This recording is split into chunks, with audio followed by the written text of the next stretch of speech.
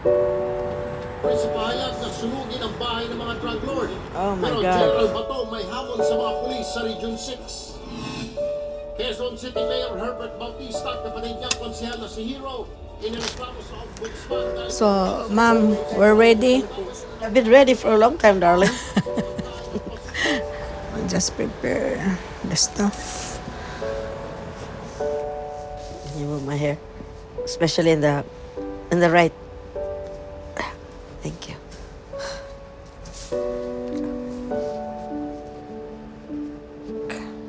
Gonna remove this one.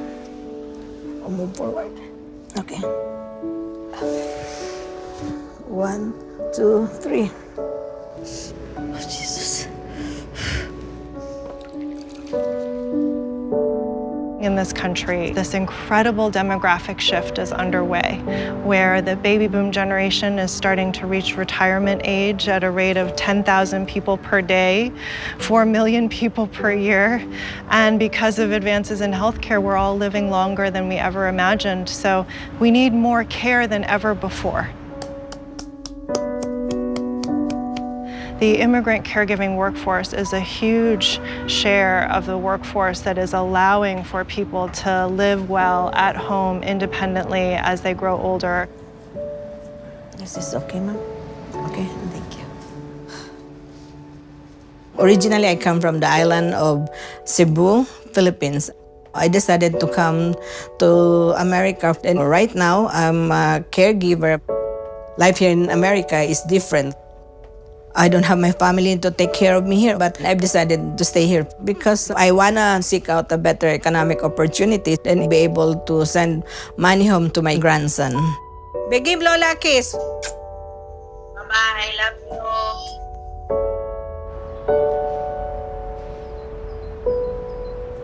Yes, you're good. Okay.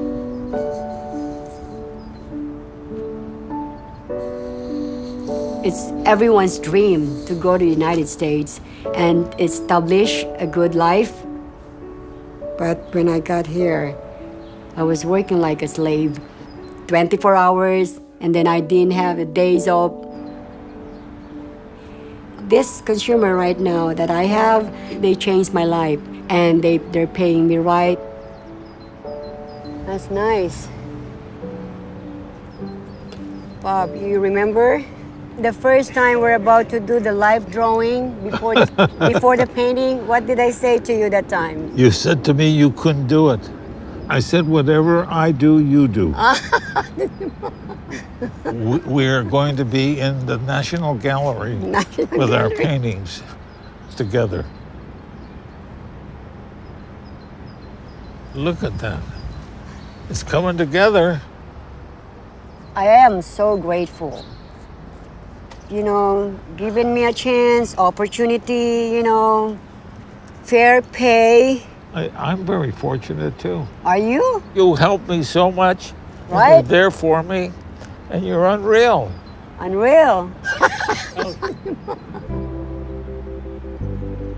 Los Angeles is home to the largest concentration of domestic workers in the country, many of whom are undocumented. Caregiving is the resource that makes everything else possible in our economy. We created this movement to bring family caregivers and people in need of care and support together to create a resource, create a place for training and empowerment for this workforce. We're calling together a special campaign committee meeting this morning. There's a lot that's really building momentum. When I got to this organization, the Filipino Workers Center, I felt like I have a family. I became an activist because of the abuse that I've been through. We're here, we're fighting for our rights because if we win this, then it's not just for me, but it's for all the, domestic workers. We just saw that in our community, there wasn't yet an organization that was really looking at the needs of workers. We knew that this is where we needed to be. In 2013, we were able to pass overtime protections for all domestic workers in California, but it would sunset unless there's new legislation that makes it permanent. Until last October, caregivers could be paid $1 an hour, and it was completely legal on a federal level because they were not protected by even basic minimum wage protections. We passed the assembly floor, and now we're going to the governor's desk. We still have one more major hurdle to go. The more in number, then people would really notice and would really hear what we're fighting for. Yeah. It's taken us a while to break through a lot of fear that workers have about speaking out. 1015. Have you heard about SB 1015? It's like making overtime pay for the domestic care workers, like us caregivers, to make it permanent. The Governor Brown has signed it already, but it would end this January 2017. That's why we're lobbying to make it permanent. I'm passionate about this cause because I'm also a caregiver and experienced the abuses, so I know what I'm talking about. Can you tell me something about like your problem? How is it that why are you here? I have to do everything, not only the patient that I have to take care, but including also including the family. I have to clean the whole house and then feed the dog. Oh, okay. It's everything. How many periods of rest do they give? There's 15 minutes? There's no definite time. Is a live-in arrangement or you just It's go a, there? It's a live-in. Live-in, okay. So you stay with your consumer 24/7. No overtime being paid, no overtime pay. Yeah, we got a case here. Domestic work is the work that makes all other work possible. It's caring for those basic foundational things in our society, our children, our elders, our houses. And we need to value the work as such. We need to transform this whole industry because we have two vulnerable populations that are affected by this. You know, we old people are supposed to make it better for the next generation, you know. That's our job.